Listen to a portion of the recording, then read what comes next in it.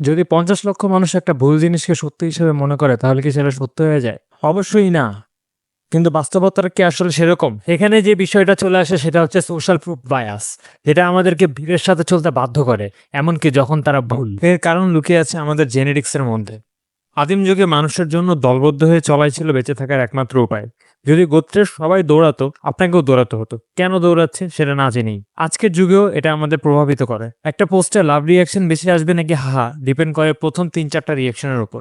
কারণ আমরা মেজরিটির এগেনস্টে যেতে ভয় পাই, ইনসিকিউর ফিল করি। ধরুন এক রেস্টুরেন্টের সামনে লম্বা লাইন দেখলেন, আপনার মনে হবে এটা অবশ্যই ভালো হবে। একটা সেমিনারে একজন যখন তালি দেয়, সবাই তালি দেওয়া শুরু করে। একসময় সবাই বিশ্বাস করতো পৃথিবী সমতল, ধূমপান স্বাস্থ্যকর। এটা আপনাকে আরো ম্যানলি বানাবে। এর কারণ সবাই শুধু বলতো তাই। এখন ব্র্যান্ড, ইনফ্লুয়েন্সার, এমনকি ফেক রিভিউ এই বায়াসকে কাজে লাগিয়ে আমাদের বোকা বানায়। তাই পরের বার ভাবুন, শুধুমাত্র সবাই সত্যি বলে বিশ্বাস করে বলেই যে সেটা সত্যি হবে সেরকম কোনো গ্যারান্টি নেই। If 50 million people say something foolish, it is still foolish.